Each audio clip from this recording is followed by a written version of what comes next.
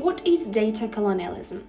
In layman's terms, it means that our personal information online is being exploited and used for the benefit and purposes of big tech companies to enhance their capital gains and control our time and usage. So, how does it affect us?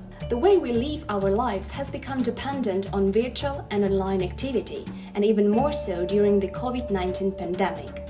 For instance, social media, inbuilt GPS, health apps, insurance companies, online shopping, booking deliveries, taxi apps, our Google searches and more, all of them require access to our personal data. Your details, set to public or private, are available for use by online companies. Scientists Nick Couldry and Ulysses Mejias are convinced that this appropriation of our data is colonial in nature. Surveillance is being normalized, and we are seeing the emergence of a new social order. In their book, The Costs of Connection, they discuss that instead of nature, resources and labor, what is now being appropriated is human life through its conversion into data. In other words, our online identities have become a commodity, which companies can profit from. Some critics, however, claim that the very term data colonialism is not appropriate, because historically colonialism is unthinkable without violence, the takeover of lands and populations by sheer physical force. But Mejias and Couldry explain that despite context changing, parallels to historical colonialism are still explicit. Think of the Spanish Empire's Requerimiento, or the Demand document. It was made to inform the natives of the colonists' rights to conquest. Conquistadors read this document out, demanding the natives' acceptance of the new conditions in Spanish, which no local understood. Now, think of the terms of service we sign up to every time we join a platform. They are often unclear and long, which we rarely have time to read, and so automatically click accept, unknowingly giving consent to being tracked online. Big tech companies in turn capitalize on this ignorance. Surveillance capitalists genuinely believe that human experience is a free raw material for translation into behavioral data. Once Google announced that data is more like sunlight than oil, instead of a resource that is being appropriated from someone's territory. Therefore, Google believes that human data is an ownerless natural material that can be harvested sustainably for the benefit of humanity.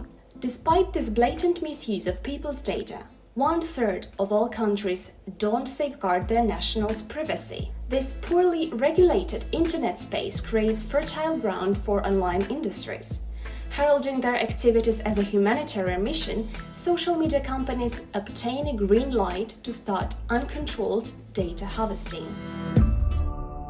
In 2013, Facebook launched an NGO called Internet.org. The NGO's aim was to help disadvantaged people connect to online services. Yet, the main channel for access lay through a site and app called Facebook Free Basics.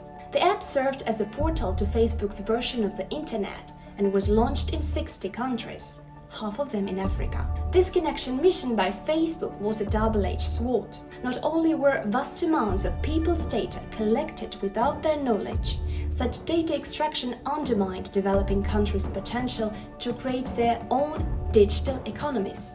Free Basics faced criticism from over 67 digital rights groups all over the world. In an open letter to Mark Zuckerberg, they claimed that Internet.org violated the principles of net neutrality and threatened security, privacy, and innovation. In India, Facebook's civilization mission met a strong local opposition, and after a year of highly publicized conflict, Free Basics was banned. In Africa, Facebook's expansion saw little resistance. Only some small NGOs were trying to petition Zuckerberg's initiative with not enough support. Since then, the situation on the continent hasn't been improved much. 13 out of 54 African countries still have no laws or bills for data privacy. Undeniably, ideologies such as connection, building communities, and personalization keep incentivizing corporations to collect more of our personal data. But we are still at an early stage of data colonization, and the only way to prevent tech companies from colonizing us is to question these ideologies and exercise critical thinking. Individually, we can take more control over the information we are sharing and think twice before agreeing to terms of service. Countries can help their nationals to protect their personal information by modernizing laws and informing each user about their right to be forgotten. Only then we will be closer to owning our own